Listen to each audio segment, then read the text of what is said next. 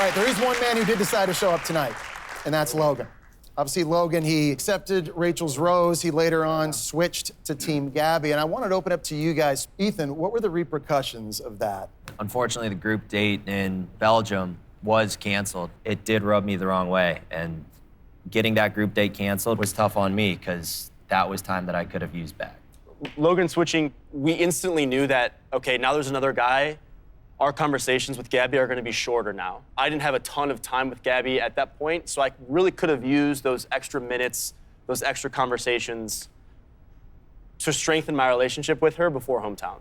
I saw two wonderful people, and although I felt more moved by one connection, I thought maybe there's potential in the other one that I haven't seen or explored. At what point did you know? Felt like you were just looking for the next step. That's why you accepted that rose. You went to France and you sent me home. I wasn't just looking for the next step because, you know what? I saw this moving connection with Gabby, and so I accepted a rose. And you know, if that's seen as a bitch move, you know, so be it. But I thought it was worth exploring if it means spending the rest of my life with someone. Logan, look, I can tell that you have a lot you want to get off your chest. Want to come up in the hot seat? Yeah, absolutely. Let's have a talk.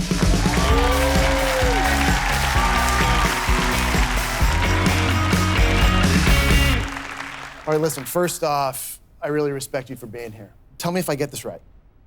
You flirted with both Gabby and Rachel, you made out with both Gabby and Rachel, and then you joined Team Rachel until you didn't. Basically about right?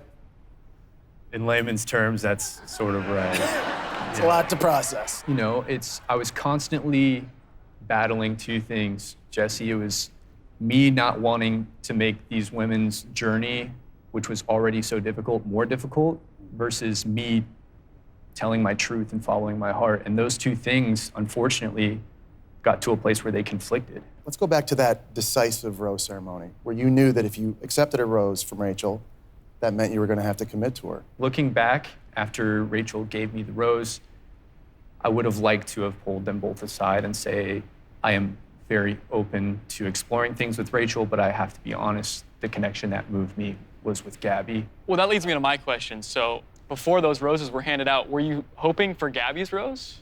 Or were you hoping for, like, what were you hoping in that moment?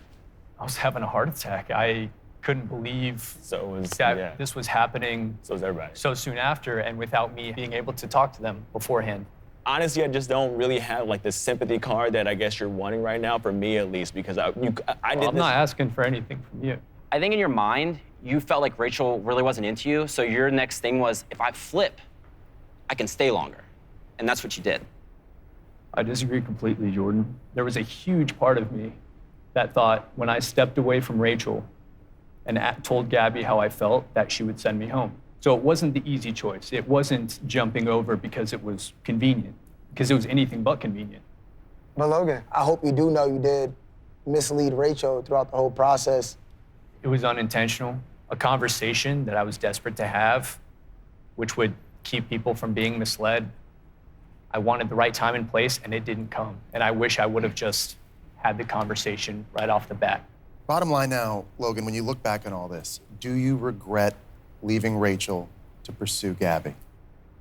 I wish I had done it in a more graceful way that didn't affect so many people, but I don't regret pursuing Gabby, no. You know Rachel and Gabby are gonna be here later. Yeah. What do you want to say to them? I'm sorry for making things even more hard than they needed to be, but I hope they can just see that my heart was in the right place. I know it was really tough for you. And listen, I mean this, thank you for coming here tonight and facing all of these tough questions. Yeah, sure. Thank you so much, Logan. Okay. Thank you.